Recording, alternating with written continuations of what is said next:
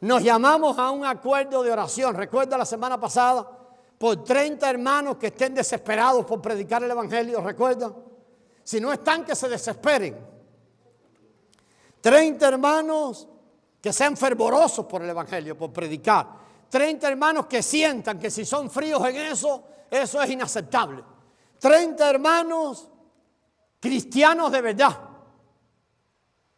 que estén dispuestos a soltar todo en este mundo. 30 hermanos que sientan que necesitan aprender a predicar y practicarlo, y que si no lo hacen no habrá futuro espiritual para ellos. ¿Está orando usted por eso? Por favor, ore por eso. Yo quería hacerle llamado a los 30 hoy, pero no, porque quiero regalarle algo y no está. Va a estar la semana próxima. Esté orando por eso. Puede ser usted uno de ellos.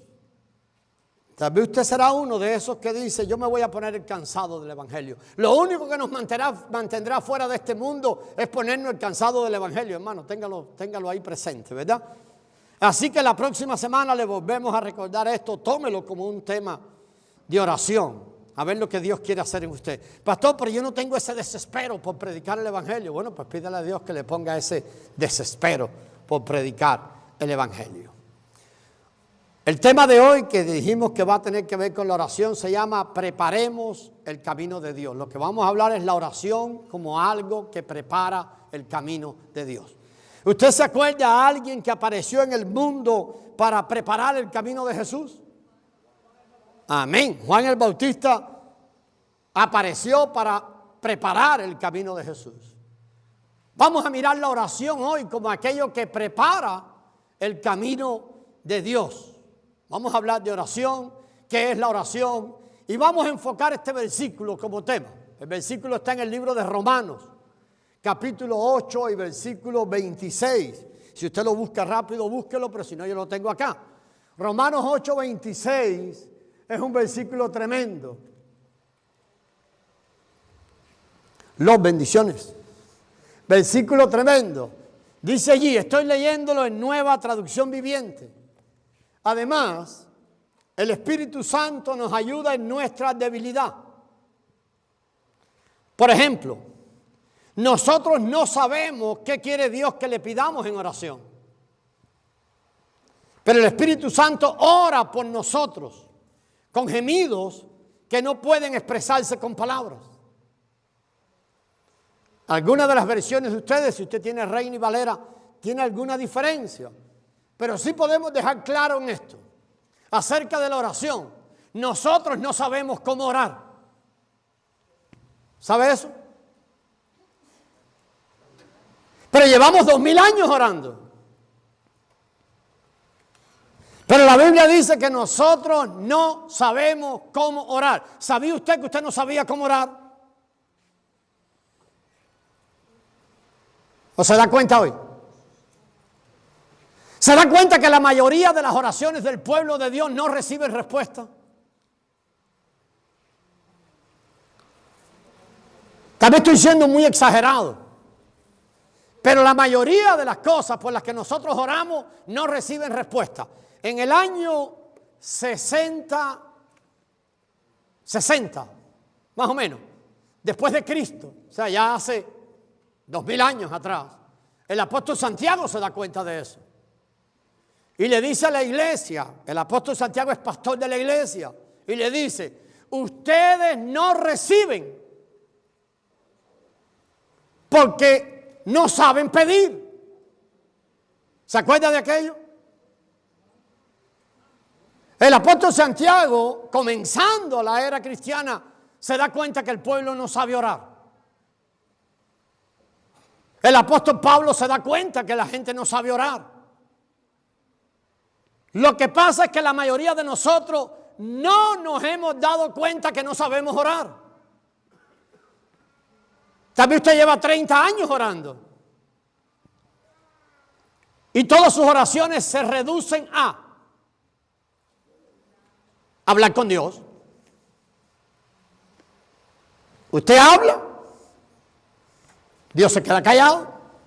Usted habla y habla mucho y ya oró. O usted llega y pide, terminó y ya oró. Pero si la oración, el principio básico es este, depende todo de Dios. Y si nosotros reconocemos que tenemos una debilidad, Nueva Traducción Viviente me gusta mucho cómo lo traduce, dice allí, nosotros no sabemos qué quiere Dios que le pidamos en oración. ¿Ha pensado usted en eso cuando aparta un tiempo para orar? Decir, bueno, yo voy a orar. Mi hermana nos pidió que oráramos por ese niño que mañana van a operar. ¿Qué pediríamos todos nosotros? ¿Sí o no? Lo primero que haríamos es, Señor, salve ese ojo. Pero dice allí que nosotros no sabemos. Entonces necesitamos conocer algo antes de empezar a hablar. ¿Sí o no? Necesitamos saber lo que el Dios que oramos quiere que nosotros le pidamos. Entonces, cuando lo que nosotros pedimos coincide con lo que el Dios que oramos quiere que le pidamos, ¿qué hace Dios? Pues lo hace. Entonces, la oración, en la práctica, aprendemos que no es algo de carretilla. Nosotros hemos aprendido a rezar. No, pastor, nosotros no rezamos, no repetimos Padre Nuestro. Usted casi ora igual todos los días. No dice Padre Nuestro y ¿cómo se llama? Los otros rezos que hay por ahí. También usted no los repite, pero usted tiene su propio rezo. Porque hemos hecho de la oración una práctica religiosa. La oración se trata de Dios. No sabemos lo que Dios quiere que le pidamos. A ver, ¿sabemos que Dios quiere que le pidamos? ¿Sí o no? Él dijo, pídanme. Es más, Él dijo, solo los que piden, reciben. Solo los que toquen, se le abrirá. Solo los que llamen, se le oirá. Entonces Él quiere que le pidamos, no hay ninguna duda. Pero ¿qué le vamos a pedir? Tenemos que pedir lo que Él quiere que le pidamos. Para eso necesitamos algo. ¿Qué necesitamos? Que Él nos diga antes que empecemos a hablar lo que Él quiere que nosotros le pidamos. Entonces, eso necesita, nuestra práctica de oración tiene que cambiar. Eso demanda un cambio en nuestra práctica de orar. Necesitamos primero oír, para después hablar. Necesitamos primero oír. Siempre hago así, parece que pensamos que es de afuera. Necesitamos oír de adentro. Porque el Dios de los cielos vino a hacer morada en nosotros. Entonces necesitamos oír para que entonces, sin problema ninguno, oremos como el Dios de los cielos quiere que pidamos. Esa es la debilidad que nosotros tenemos. No sabemos. No sabemos qué quiere Dios que le pidamos. Pero Dios ha dado provisión para nosotros. En este recorrido, hermano, de la vida cristiana, lo podemos recorrer los hijos de Dios. ¿Por qué? Porque Dios ha dado provisión. Él ha hecho provisión. Él ha dado el Espíritu Santo para que el Espíritu Santo entonces no revele. Si usted sigue leyendo ahí en Romanos, dice que el Espíritu Santo conoce el corazón del Padre. Y es capaz de hablarnos de lo que hay en el corazón del Padre, como también conoce el corazón nuestro. Déjeme avanzar un poquito. El poder de la oración no está en lo mucho que oremos, sino que nosotros oremos en base al principio fundamental de la oración. Entonces, hay un principio fundamental en la oración. No lo vamos a anunciar ahora, un poquito más tarde. Tenemos que orar conforme al principio fundamental de la oración. Si no, nos va a pasar como la iglesia a la que Santiago le escribía. Ustedes no reciben porque no piden.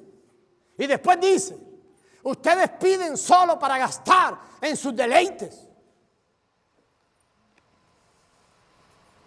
Solamente hagamos estas preguntas. Están allí voy a ir muy rápido. El principio fundamental. Algunas preguntas vamos a contestar. ¿Por qué orar? ¿Cuál es la utilidad de orar? No me las va a contestar. Solamente quiero que esas preguntas le ayuden a reflexionar sobre el misterio de la oración. Hay un misterio en la oración. Y se va a dar cuenta que muchos creyentes sabemos muy poco acerca de la oración. Y creemos que a través de la historia del cristianismo, muy pocos creyentes han extraído de la oración todo lo que se puede extraer. Muy pocos. Así que piensen en otra pregunta. ¿Usted está consciente que Dios es todopoderoso y omnisciente? Dios lo puede todo y lo sabe todo. ¿Sí o no? La pregunta entonces es esta. ¿Por qué tiene que esperar hasta que nosotros oremos para orar? Si Él lo sabe todo, si Él lo puede todo, ¿por qué espera que nosotros le pidamos y después Él obra? Mira, dice mi hermana tiene una respuesta. Y si ya Dios lo sabe todo, porque lo sabe todo, ¿verdad que sí? ¿Por qué tenemos que decírselo todo? Si ya lo sabe. Filipenses 4:6 dice, sean conocidas todas vuestras peticiones, acción de gracia, súplica. Él lo sabe todo. Pero ¿por qué hay que decírselo todo entonces? Muy bien, muy bien, muy bien. Yo sé que usted tiene respuestas allí y están bien. Puesto que Dios es todopoderoso, vea esta otra, 5 preguntas hay ahí. ¿Por qué no obra directamente? Si eres todopoderoso, ¿para qué tiene que esperar que yo le hable? ¿Qué necesidad tiene de que yo ore? ¿O de que tú ores? ¿Por qué solamente los que piden reciben? Los que buscan hallan y a los que llaman se les abre. ¿Por qué dice el apóstol Santiago, no tienen porque no piden? Pastor, si yo me la paso pidiendo. Pero ¿por qué no tengo si yo soy un pidión tremendo? Pedigüeño tremendo. Ahora, vamos al otro extremo ahora. ¿Usted cree que es la oración contraria a la voluntad de Dios? La mayoría aquí cree que no, ¿verdad que no? Espero que crea que no. Yo no creo que es contraria a la voluntad de Dios. Hay grupos que enseñan que la oración es... Es más, yo le voy a decir algo más. Cuando usted empieza a crecer en este recorrido, su manera de orar va a cambiar, hermano. Va a cambiar, se lo aseguro que va a cambiar. Hay una sola cosa que le va a interesar. ¿Cuál es la relación entre la oración y la justicia? Mire esto ahora. Si sabemos que Dios nunca hace nada contra su voluntad, y su voluntad es abrir puertas para nosotros, ¿por qué tiene que esperar a que nosotros llamemos para ir a abrirlo? ¿Por qué no las abre como es su voluntad sin exigirnos a nosotros que llamemos? Pero más, pensando en esto, si es necesario que la puerta se abra, si el abrir la puerta está conforme a la voluntad de Dios, y si además Él sabe que lo necesitamos, ¿por qué espera que nosotros llamemos? ¿Por qué no la abre directamente? ¿Qué ventaja obtiene Dios de que nosotros tengamos que llamar?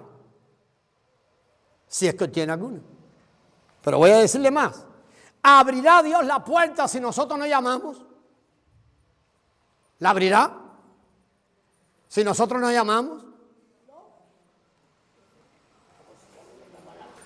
¿Atrasaremos nosotros el cumplimiento de la voluntad de Dios por no orar por lo que Él quiere que oremos? ¿Preferirá Dios que su voluntad y su justicia se retrasen?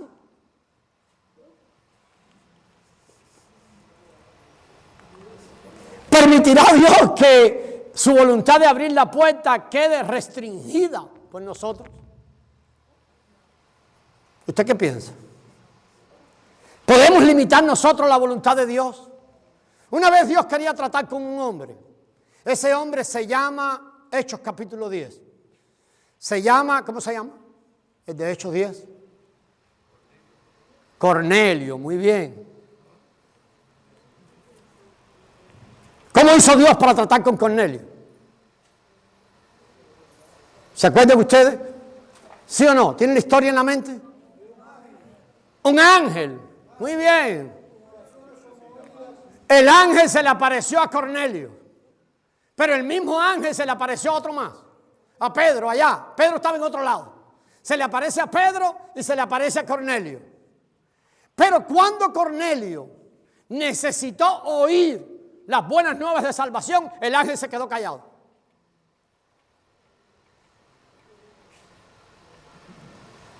Dios dijo al ángel, dile a Cornelio que hay un hombre que se llama Pedro, que vive en tal lugar. Por favor, que mande a buscarlo y lo traiga, que Pedro tiene un mensaje para él. ¿Qué hubiese pasado, amados hermanos, si Pedro dice, yo no voy? No, espérate, tengo unas cosas que hacer. Dile a Cornelio que voy a ponerlo en mi agenda para el mes que viene.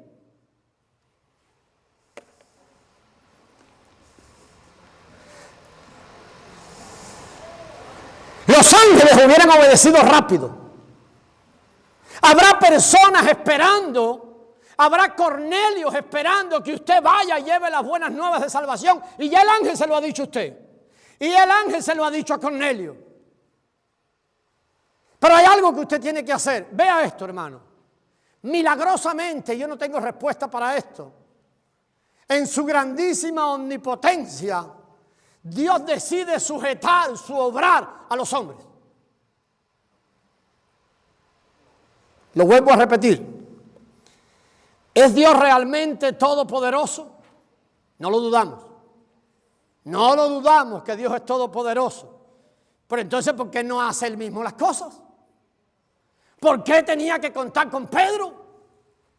Si Pedro era un hombre con un estado de bancarrota espiritual tremendo, Pedro lo negó. Más tarde lo volvió a negar. Sin embargo, Dios dice que sea Pedro quien venga, busca a Pedro. ¿Por qué no lo hace él? ¿Por qué tiene que esperar Dios a que nosotros llamemos?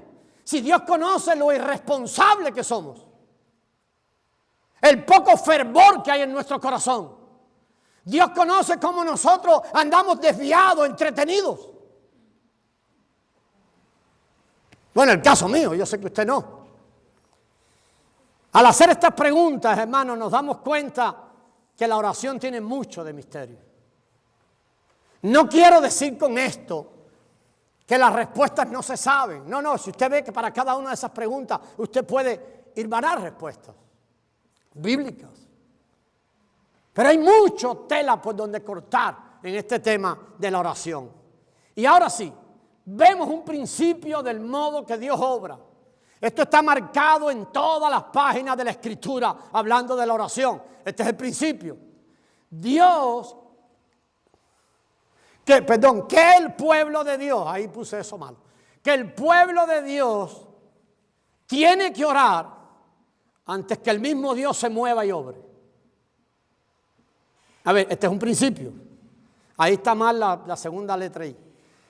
El pueblo de Dios tiene que orar antes que Dios se mueva y obre. Esto es un principio. O sea que aprenda como principio. La oración se trata de Dios. Pero Dios no hará nada. Déjeme ponérselo de otra manera. El pueblo de Dios es quien prepara el camino para el obrar de Dios. Así que mire la importancia de la oración. El pueblo de Dios orando prepara el camino para lo que Dios ha decidido hacer. Lo vamos a ver en otro versículo. Su voluntad se realizará solamente a través de las oraciones de los que le pertenecen. Pastor, yo no oro desde el año pasado. Espero que Dios no te tenga en cuenta para las cosas que Él tiene que hacer. Porque alrededor tuyo todo está atrasado. Dios tal vez con muchos deseos de hacer algo alrededor de tus compañeros de trabajo.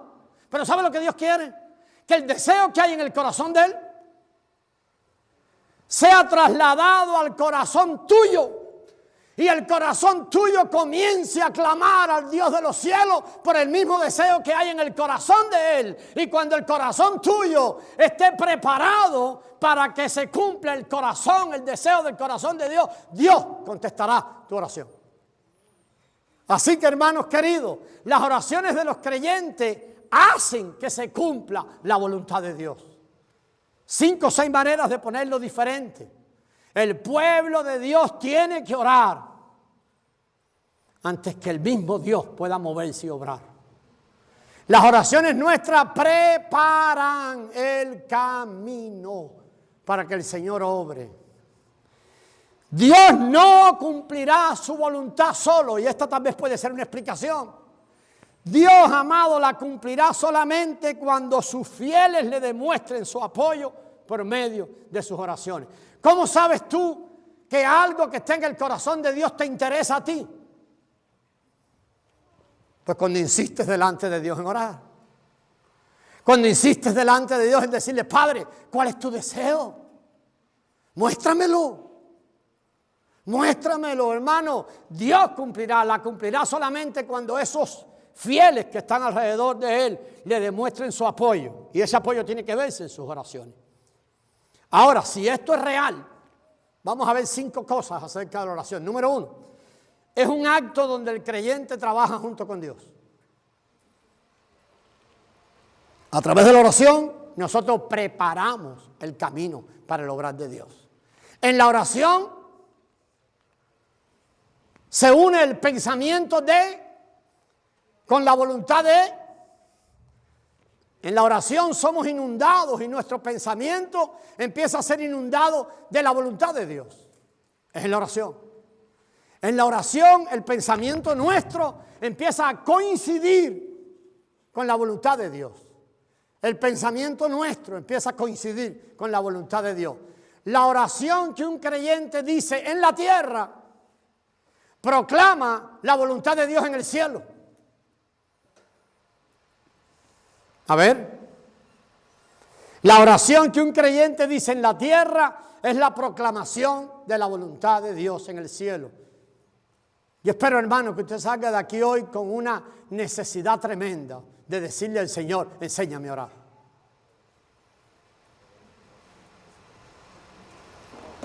Enséñame a orar. Y que haya un disfrute tan grande en encontrarte con el Señor, porque Él sabe que va a enseñarte. Y sabes tú, la oración es expresar la voluntad de Dios por medio de la boca del creyente. Dios empieza a mostrarle su voluntad al creyente para que el creyente ahora, por medio de su boca, empiece a anunciar lo que es la voluntad de Dios. Esa es la oración. ¿Puede decirse eso de tus oraciones? Las oraciones que hiciste esta mañana, si es que hiciste alguna. Las oraciones que haces durante el día. Estoy creyendo de que aquí este grupo de personas ora sin cesar. Gloria a Dios. Más que un ratico que se sientan a orar. O se apartan, o se sientan, o se arrodillan a orar. Más que eso. Oran sin cesar. Pero tus oraciones son un proclamar de la voluntad de Dios. Estás tan inundado de la voluntad de Dios, que tus motivos personales desaparecen en lo grande de su voluntad. ¿Son tus oraciones así? Vamos un poquito más. La oración no es, déjeme darle 2 cosas que la oración no son. Ya vimos algunas cosas que son. Cuando usted ora, debe proclamar con su boca la voluntad de Dios. Y Dios debe revelarle la voluntad de Él para que usted la pueda proclamar. La oración no es suplicar para que Dios nos conceda lo que pedimos y satisfaga nuestros deseos egoístas. Yo le aseguro, hermano, y poniendo como ejemplo, y voy a poner el ejemplo por la petición que la hermana lo hizo. Todos nosotros, al oír que un niño tiene problemas en un ojo y le van a sacar un ojito y está a punto de sacárselo, la oración yo sé cuál es la que va a salir solo del corazón. Sánalo, Señor. No permita que le saquen ese ojo. Los más aguerridos tal vez daríamos y le daríamos una orden a Dios. Hemos hecho esto por años. Usted lo ha hecho. La oración no es eso. Si Dios te guía a hacerlo, bendito Dios.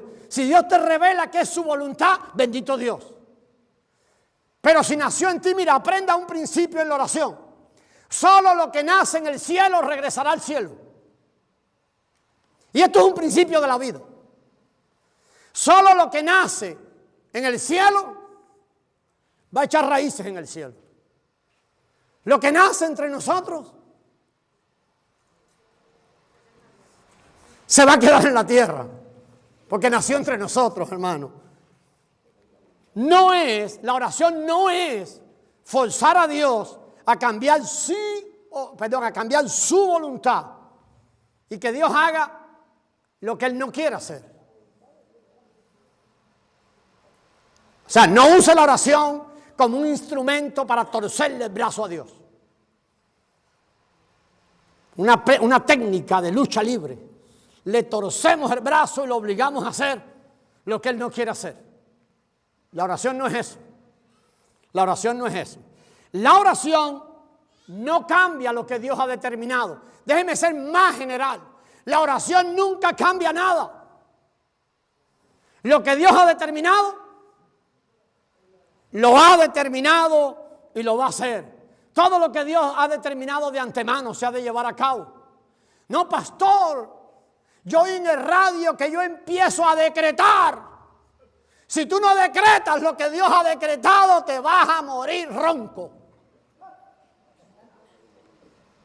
Lo único que nosotros podemos decretar, y Dios lo hará, es el decreto que hemos recibido como voluntad de Dios. Entonces le decía que la oración no cambia nada, pero le voy a decir algo que sí cambia muchas cosas: la falta de oración. La oración no cambia nada. Si usted ora conforme a la voluntad de Dios, ¿qué pasará? La voluntad de Dios se va a empezar a cumplir. Amén, gloria a Dios. Dios espera que sus hijos le presenten conforme a la voluntad de que Él quiere para hacer, y se va a hacer. Pero la falta de oración sí provoca un cambio tremendo. ¿Qué provoca la falta de oración? Ojo con eso, ¿verdad? La falta de oración sí produce cambios. ¿Sabe lo que produce la falta de oración? Dios permitirá que muchas de sus resoluciones se suspendan por la falta de colaboración de su pueblo. Acuérdense, hermano, Dios nos honra a nosotros cuando nos permite participar activamente en el cumplimiento de la voluntad de Él. Le ponía ese ejemplo allí en Cornelio y el ángel. Dios honra a nosotros, nos tiene por alta estima al permitir que nosotros seamos parte del cumplimiento del plan de Él. El cielo, de alguna manera, está gobernado por la tierra. A ver, Mateo 18, este es un pasaje que ustedes saben de memoria, 18 y 19, donde dice allí que todo lo que nosotros, ¿verdad?, atáramos en la tierra, será atado en el cielo. Y todo lo que desatemos en la tierra, será desatado en el cielo. ¿Recuerda ese pasaje? O sea, ese pasaje nos está diciendo, entre otras cosas, que muestra claramente que hay una relación entre la obra de Dios y la oración. Porque eso habla de oración, ese pasaje todo habla de oración. Versículo 18, versículo 19 y versículo 20, que lo recitamos nosotros en nuestro grupo, donde están 2 o 3 reunidos en su nombre, ahí estoy yo en medio de vosotros. Tiene que ver con oración. Entonces dice que todo lo que atemos en la tierra, ¿quién ata primero, el cielo o la tierra? Ahí no dice que ate el cielo primero, o mi Biblia está al revés. Dice que todo lo que atemos en la tierra y todo lo que desatemos en la tierra, ¿quién es primero, la tierra o el cielo? La tierra, hermano, vuelvan a leer el pasaje. No, primero es la tierra. A ver, pastor, hermano Robin, todo lo que ates en la tierra será atado en el cielo. Entonces, pastor, eso es contrario a lo que usted dijo hace un rato. Quiere decir que la tierra es la que gobierna el cielo. Déjeme decirte esto: nada que no es la voluntad de Dios se hará. ¿Verdad que no? Entonces, cuando la tierra ate, Dios obrará en el cielo. Cuando la tierra desate, Dios desatará en el cielo. Amén. Pero ¿qué es lo que ata la tierra y qué es lo que desata la tierra?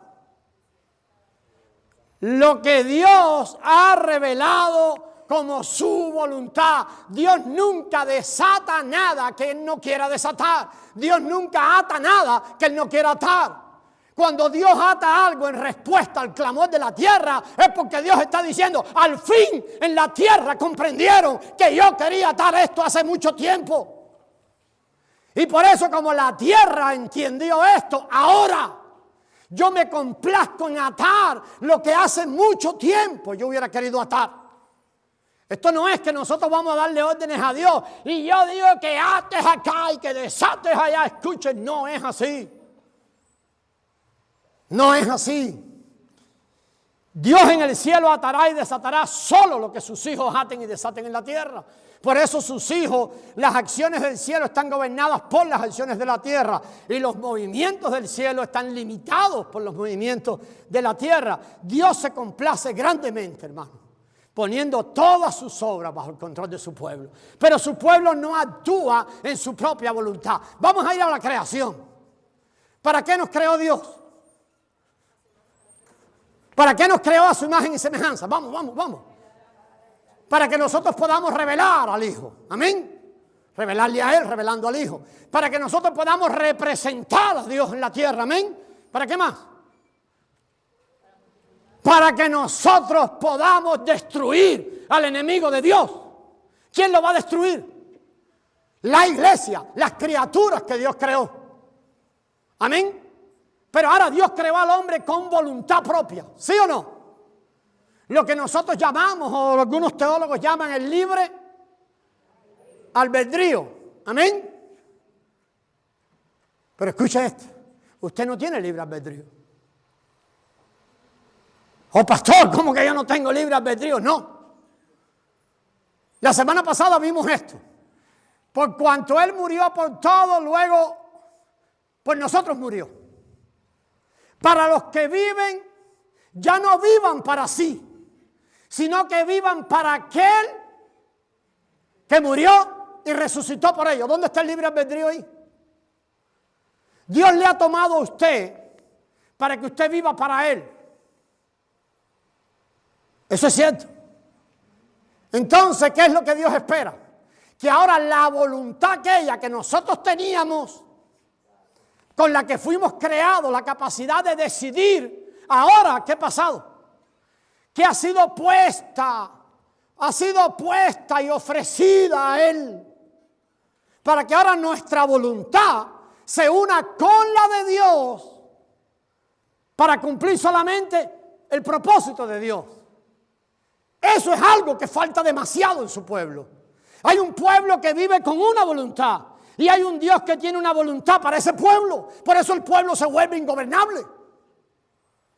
Porque Dios tiene una voluntad para el pueblo. Pero el pueblo de Dios no acaba de morir a su propia voluntad. El pueblo de Dios sigue soñando con este mundo. La próxima semana el tema se va a llamar así: no améis al mundo, porque Dios dijo, no amen al mundo. La voluntad sigue siendo atraída por este mundo. Entonces lo que Dios espera es que sus criaturas, las que Él creó con un propósito, ahora tomen la voluntad propia y la rindan a sus pies. Y digan, ya nosotros no vivimos para nosotros. Ese famoso libre albedrío, tú lo ofrezcas como un sacrificio a Dios, voluntariamente. Ese es el deseo de Dios. Entonces, ojo con esto. Esto no es para gente carnal. Porque yo sé, aquí no. En otras iglesias pueden pensar, el cielo responde a lo que yo digo. Ahora vas a ver. Si el cielo obedece lo que yo digo, basta que yo ate algo para que el cielo lo ate. Esto no es para gente carnal, hermano. Esas palabras dirigidas en Mateo no era para gente carnal, no era para gente que dé influencia a la carne constantemente. Era para gente que quiere honrar a Dios. Dios nunca hace nada contra su voluntad. Recuerde eso, hermano. Recuerde, Él espera que su pueblo en la tierra ate y desate lo que el cielo ha deseado atar por mucho tiempo. Entonces Dios escucha ahora la orden de sus hijos. Y Dios ata y desata para ellos. Hermano, yo quiero que ustedes busquen un versículo. No lo vamos a discutir aquí, solo lo queremos leer. Y lo vamos a discutir en los grupos. Lo olvidé poner acá. Déjenme ver si lo olvidé. Sí, lo olvidé. Está en Isaías 45:11, pero rápido. Isaías 45:11. Esto es un versículo tremendo. Si a usted no lo hace saltar de su silla, si lo hace saltar, usted puede saltar. 45:11, si no me falla la memoria. Isaías 45:11. No he visto a Roberto, hermano. No he visto a Roberto. Está trabajando. Isaías 45:11. Esto dice el Señor, el Santo de Israel, tu Creador. Ok, oiga, ¿quién dice eso? ¿Quién lo dice, hermano? El Santo de Israel, tu Creador. Venga. Pones en tela de juicio lo que hago por mis hijos. ¿Acaso me das órdenes acerca de la obra de mis manos? No me gusta esa versión. ¿Alguien lo tiene en Reina y Valera? Así dice Jehová, el Santo de Israel y su formador. Esa es la que yo había leído. Preguntadme de las cosas por venir. Mandadme acerca de mis hijos y acerca de la obra de mis manos. Parece. Ahí terminó, ¿verdad? ¿Qué dice el Señor ahí?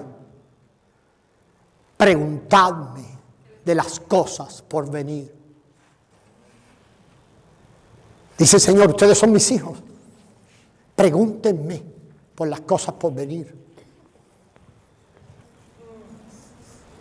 ¿Qué está diciendo Dios ahí? ¿Para qué dice que le pregunte? ¿Para quedarse callado?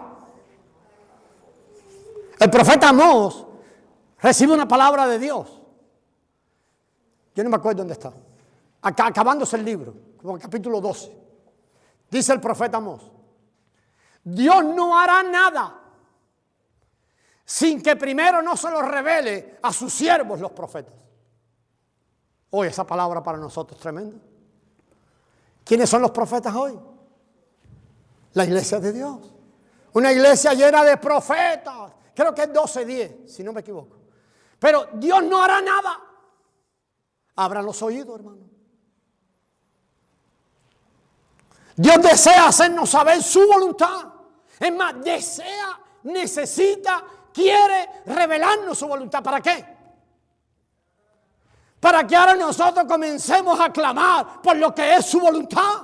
Los deseos de Dios no cambian. ¿Por qué no cambian? Porque Él es eterno.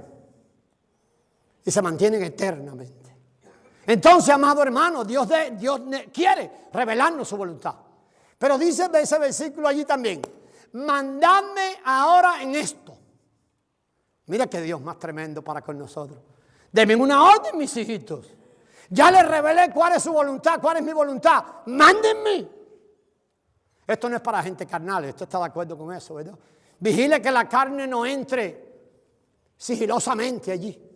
Porque esto no es para la carne. Esto es para gente que camina como hijos de Dios en el Espíritu. Voy a revelarte mi voluntad. Y cuando te la revele, mándame. Mándame que lo voy a hacer. Mándame. Dios no quiere obrar solo. Él nos exalta a nosotros, permitiendo que nosotros seamos parte activa en la obra de Él en oración. Aunque Dios es todopoderoso, Él se recrea en tener su omnipotencia limitada por sus hijos. ¿Se acuerda el caso de Pedro que les ponía de ejemplo? Yo no solo me imagino qué habrá pasado con Pedro si no hubiera querido ir a casa de Cornelio. Yo solo pienso qué hubiera pasado con Ananías si Ananías no va a casa de Pablo a ver a Pablo como Dios lo mandó. Ananías lo titubeó un momento. Ananías dijo: ¿a dónde tú quieres mandarme? A ver a Pablo. Y dijo: Pablo, ese tipo persigue a la iglesia, ha matado cristianos.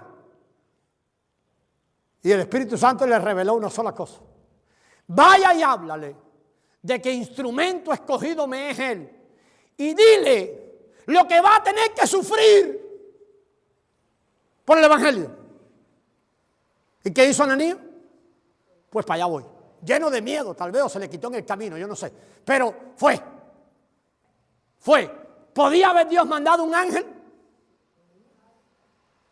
Pero la obra de Dios, el Padre omnipotente, se goza, nos bendice, nos exalta al permitir que nosotros participemos en la obra de Él. Si no fuésemos tan fríos, amados hermanos, si no fuésemos tan fríos, si estuviéramos más dispuestos a la muerte, a negarnos, si no siguiéramos defendiendo las cosas de este mundo que todos sabemos que van a pasar.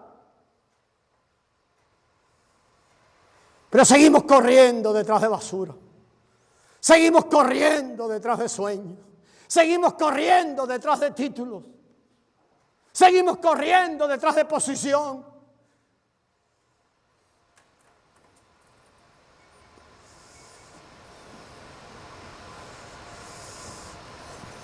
Si no fuéramos, como somos, hermanos, si nosotros nos sometiéramos más a la voluntad de Dios, veríamos más el obrar de Dios. No vendríamos tantos obstáculos en los pecadores.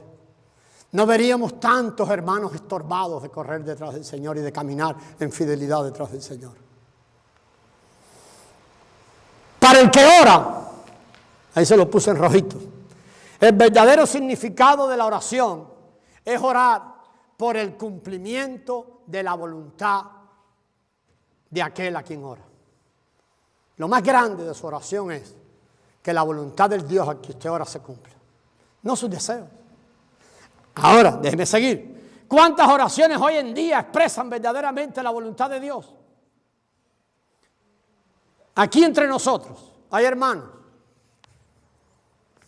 Estoy recordando dos que se han retirado de las oraciones de oración con sus hermanos.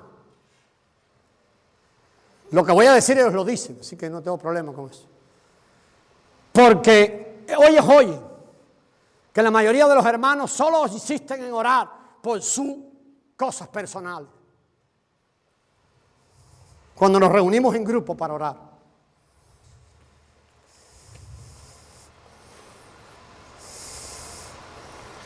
¿Cuántas oraciones hoy en día expresan verdaderamente la voluntad de Dios?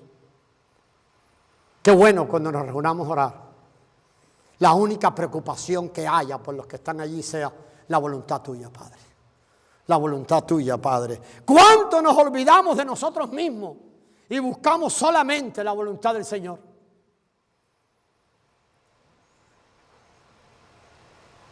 Necesitamos hacer algunos cambios tal vez en la oración. ¿Usted cree que sí o no?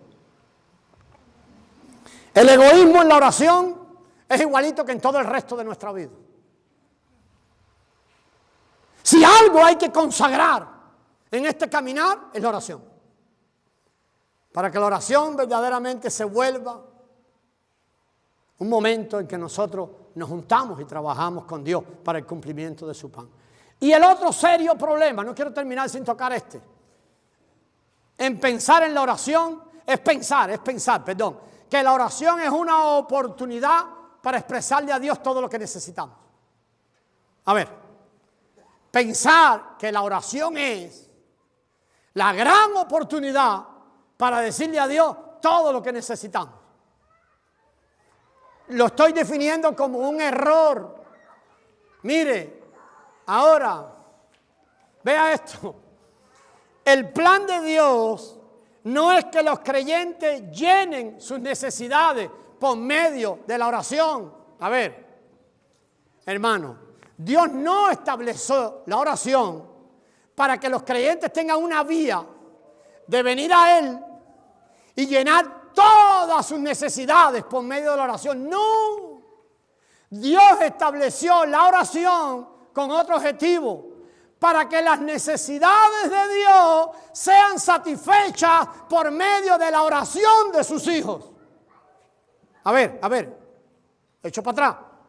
La oración no es el momento en que nosotros nos acercamos a Dios como nos acercamos a un genio, a un genio de eso, uno que se le frota la panza. Somos budistas para orar. A ver, concédeme todo lo que yo necesito. Muchachos, si Dios no te puede dar nada a ti, tú vives en pecado, tú vives ofendiendo a Dios, tú ni siquiera te das cuenta de lo que Dios puede darte, tú ni siquiera puedes usar los recursos que Dios te da. ¿Qué te va a dar? Nada. Es como si el hijo tuyo de 4 años te pidiera que le des un celular. Bueno, hoy en día los padres se lo dan porque no están en nada tampoco.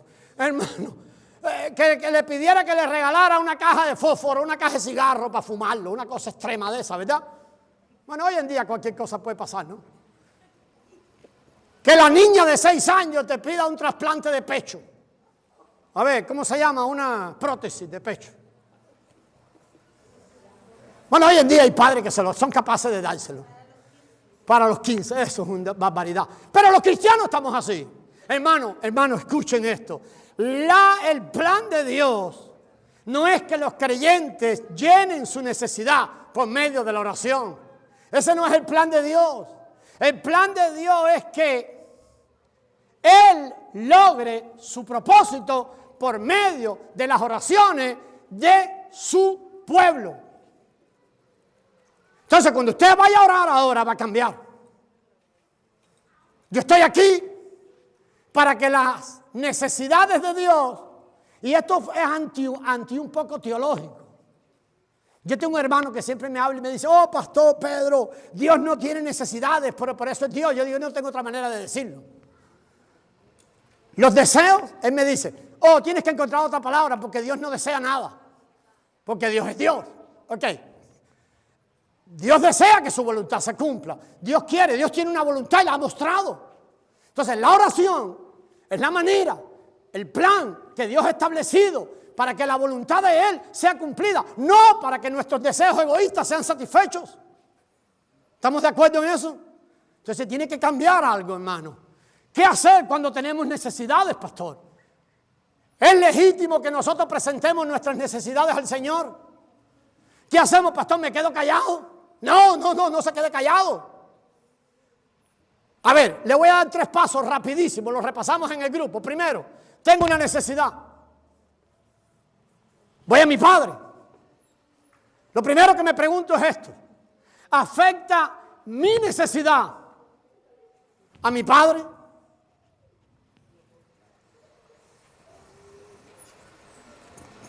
Tú lo vas a experimentar, tú eres hijo. El padre te va a saber, te va a decir si le afecta. Ok, segundo. ¿Cómo quiere mi padre que esta necesidad sea suplida? Cambia la cosa. Una vez que el padre me muestra, padre, tú quieres suplir esta necesidad, porque a lo mejor el padre sabe lo que quiere. Que tú sigas con ese tumor en el ombligo 6 años más. Porque es la única manera de mantenerte a ti en la línea. ¿Me explico? Que tú sigas con esa necesidad insatisfecha. Porque el día que sientas que algo vino al mundial, entonces el padre te pierde. Ok, hermano. Entonces, la necesidad, padre, esta necesidad te afecta a ti. Padre, tú quieres suplirla. Pero dase cuenta que aquí, en este tipo de oración, tú tienes que entonces ir por la cruz. Porque ya tú te das cuenta que tú no eres el héroe principal en esta oración.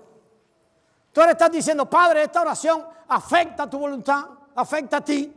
Padre, tú quieres suplirla. Y ahora viene la otra pregunta. Padre, ¿cómo quieres suplirla? Ya no le doy órdenes.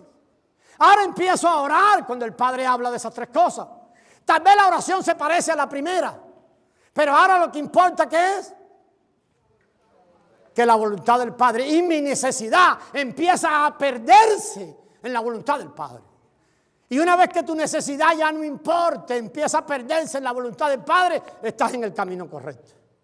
Oraciones hechas pues solo por nuestra necesidad y dame, y Dios, mira, resuélvelo así. Dios, haz esto con mi hijo, Dios, haz esto con mi abuela y Dios, haz esto. Hermano, no son oraciones del nivel de arriba, son oraciones del nivel de la tierra. Y tenemos que entender eso y trabajar en eso y pedirle revelación al Padre. El cielo, en el cielo y en la tierra solo hay una oración que es legítima y aceptable delante de Dios. ¿Sabe cuál es? Señor, que se haga tu voluntad. La pregunta es esta. ¿Le tienes miedo a la voluntad de Dios? ¿Sabe lo que yo he visto, hermano? En la mayoría de los creyentes que no se atreven a orar así. Por ejemplo, están orando por un hijo que está atravesando una situación difícil. Y cuando le dicen, Dios, yo te entrego a mi hijo, por favor, cumple tu voluntad. ¿Usted está de acuerdo conmigo en que la voluntad de Dios tiene 3 características importantísimas? ¿Cuál es? Es buena, siempre es buena. Es agradable y es perfecta. Eso es lo que el apóstol Pablo recibe por revelación para nosotros. Entonces, si tú oras, Señor, que tu voluntad se cumpla en mi hijo, pero puede ser que el hijo tuyo está desgraciado, ha perdido el trabajo, ha perdido el dinero, no tiene ni con qué pagar. Y ahora tú le dices, Padre, cumple tu voluntad. Entonces empieza el enemigo a meternos desde atrás. Oh, pero tu hijo va a seguir hecho un desgraciado, va a perder todo, la casita que compró la va a perder. Esa enfermedad va a seguir enfermo, el pobre muchacho. Tal vez te grita, se va a morir. La pregunta es esta. ¿Te da miedo orar para que la voluntad de Dios se cumpla?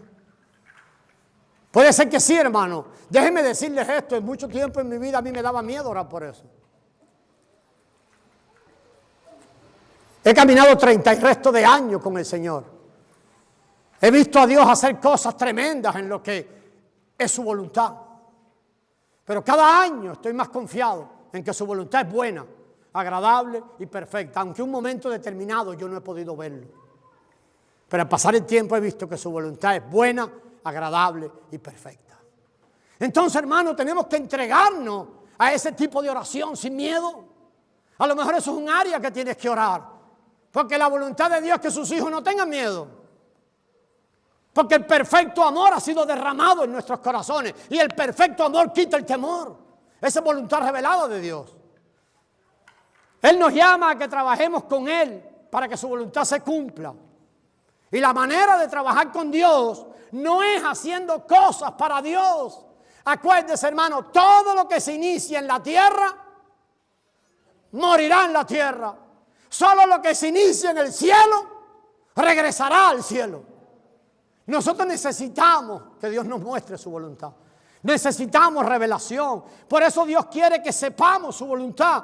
Mire aquí el pasaje de Amós.